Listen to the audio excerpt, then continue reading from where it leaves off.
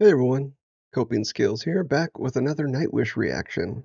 How you doing, Nightwish Army? I hope everything's well. Today, we're continuing on our Tampere tour with Storytime.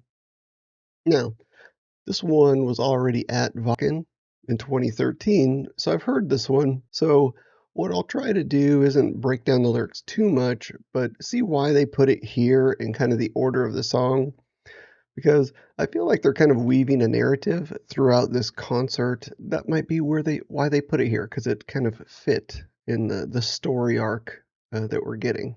If you're new to the channel, I'm a licensed mental health counselor in Florida. Started doing reaction videos to try to raise mental health awareness. If you like the content, maybe consider subscribing, maybe leaving a like or a comment. It goes a long way. And I just want to say thank you to everybody who's watching. It goes a long way and I really appreciate it. If you want to support the channel even further, you could become a channel member or buy me a coffee. The link to that is in the description of the video. But without further ado, on with the show. Before we get started with story time here, I want to catch us up to where we were. So the last reaction I did was to Weak Fantasy. And in that reaction, I described Weak Fantasy as a description of the antagonist of the story. And I still kind of hold true to that, even though there's a myriad of comments about how Nightwish are secular humanists, and secular humanists don't really believe in God. They would consider themselves to be either agnostic or atheistic. The comments section had described Weak Fantasy as Nightwish's narrative towards organized religions and their kind of distaste for them. Not necessarily people of faith, but of organized religions. And to give some credence to that, I think we all know how bad organized religions can be when there's somebody at the top of them leading them into their own greed or into their own selfishness or leading people down wrong paths for their own personal gain. There's many examples of organized religions or kind of subgroups within organized religions really taking advantage of people. Probably the biggest one that I can think of is the Catholic Church invented a thing called indulgences, and that's kind of what prompted, or part of what prompted anyway, the Protestant Reformation with Martin Luther pinning the 95 Theses up. And he wasn't trying to start a division in the church, he was just trying to say, hey, there's 95 things going on that I think need to be changed for us to get back to what we were intended to be doing. So it's kind of like 95 things that need to get fixed. He almost did like an audit on the church. There's a lot of nuances in that. That's one example that I can think of that people might look at and call that out as in the lines of unfair behavior because money's involved and there's an exchange of money and different things. But I don't want to get too deep into the weeds, but I will say that um, from a perspective outside of the church, it might look pretty shady, but you can judge that for yourself. I'm just trying to level set. I think with any intellectual discussion that involves religion and any other theories about where the universe started or any things that kind of bring in those existential ideas, it's really important to try to be open minded and see other people's perspectives and see where they're valid and where they may have criticism about what your thoughts and what your feelings are. I'm a Christian, I'm a Bible believing Christian, and I feel that the Bible tells us to test everything, to bring it to test. So, as a Christian, the Bible teaches us to be open to those kinds of discussions and not to shoot them down and not to be die hard and push an agenda. That's not actually what it teaches. You can share your testimony, share your faith, and then you leave God to do the rest. That's really what the Bible teaches. It's not to force to push an agenda, to control, but it gets taken there often, unfortunately, in history. But the bare bones of what the Bible says is to love. That's really what the basis of the Christian faith is to love. The greatest commandment is to love the Lord your God with all your heart, soul, strength, and mind, but also to love your neighbor as yourself. But people are flawed, and we get off the mark all the time. And there is a level of people that indoctrinate and shelter and guard and overprotect instead of um, teaching people how to look at things and understand them and talk through them and be open-minded and understand all the things that are going on. Because if it can't survive any tests, then it's not really worth much. If you're called to love, I don't think any secular humanist would be against showing love to other people. We can find common ground. So I went back and I looked at the lyrics of Weak Fantasy through the lens of it being possibly targeted at organized religions. And there's definitely some verbiage and things in there that pertain to that. For the context of this, what I think is really interesting is if you were an atheist or an agnostic or you're a secular humanist or a humanist in some regard or another, you might consider your primary antagonist in your worldview to be the organized religion, those who are opposed to some of your worldview.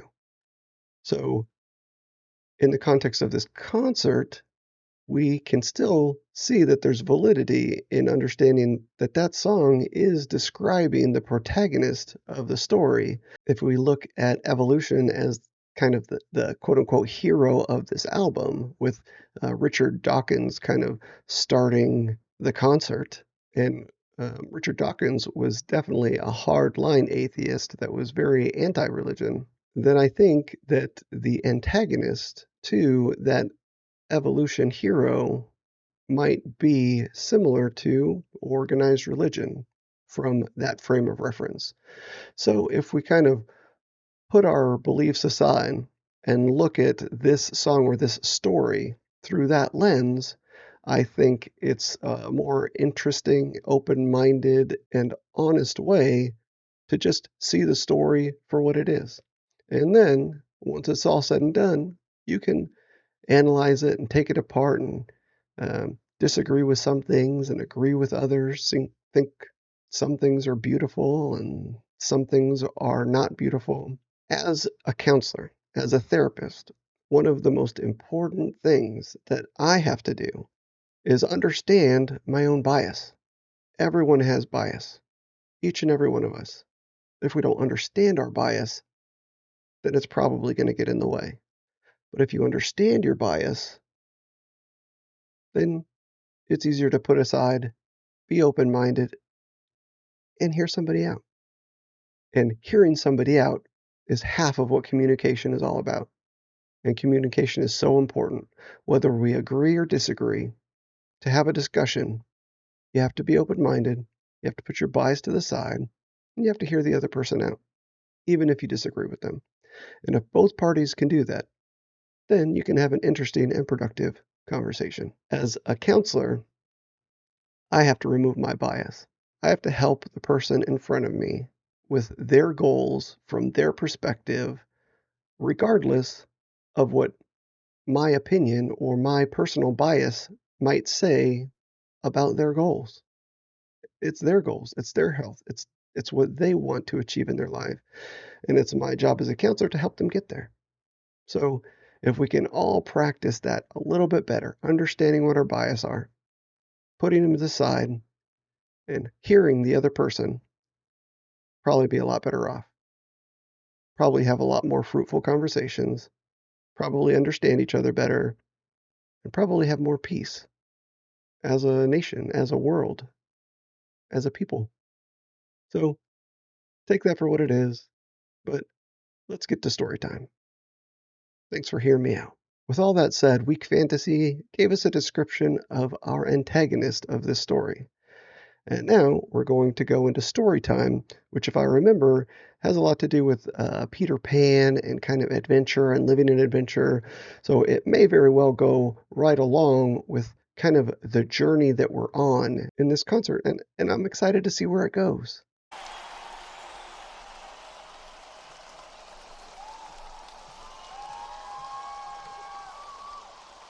How are you all doing?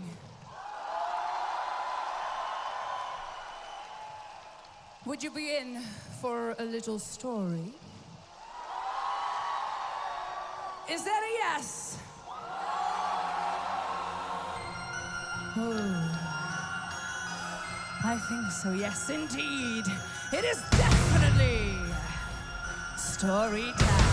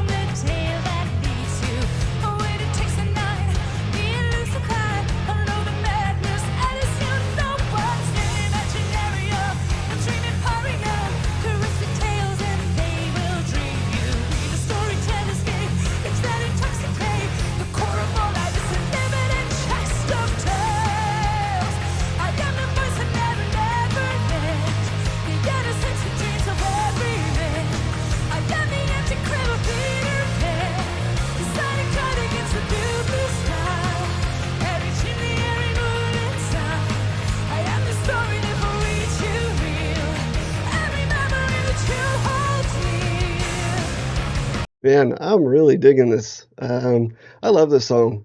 It's a one you can bang your head to. It's one that just tells an awesome story of just being a child and that kind of childlike wonder, that early adventure. I mean, how many of us remember Peter Pan from our childhood and being taken away to Never Never Land and battling Captain Hook, finding friends and the Lost Boys and Peter Pan? I mean, it's just an amazing story. It's such a well written story. And I love how they bring that in to give you that sense of adventure, but also that childhood wonder, the freedom to kind of put yourself into fantasy, into a world of story and imagination and engagement. Man, I love that about them. But I really got to compliment. This is the first time I'm hearing this drummer, and we're several songs in at this point. But man, he is on point. Like he's really killing it. And I think Floor has really grown into her role as the lead singer. She's so much more comfortable. I mean, she was super comfortable in Bakken, but now she's even more comfortable. And man, Ipu's just killing it on the guitar, Marco on the bass, and Tomas on the keys. They're just all doing so well. It's fluid. They're just having fun. They're up there jamming out. But the musicality and the skills on display, man, they're top notch. I understand why the Nightwish army is so big. I mean, look at this guy's smile right here. Am I right? Smiling ear to ear. So am I. I got the empty crib of Peter Pan. The sun is cut against the blue sky. Every chimney, every moon and sun. I am the story that will reach you real. Every memory that you hold dear. I am the voice that never, never ends. The innocence and dreams of every man. Searching heavens for another.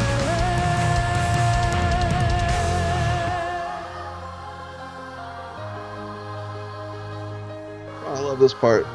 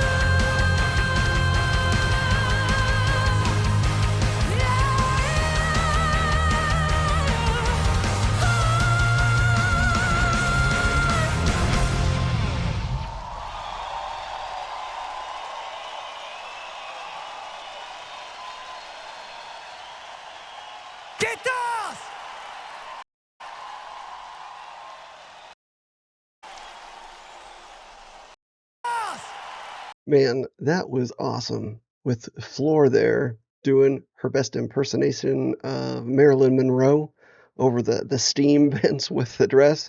Man, that was a nice little touch. I like that. I love that song. It's just great. It's such an adventurous kind of high octane kind of inspiring type of song to go out there and live life well.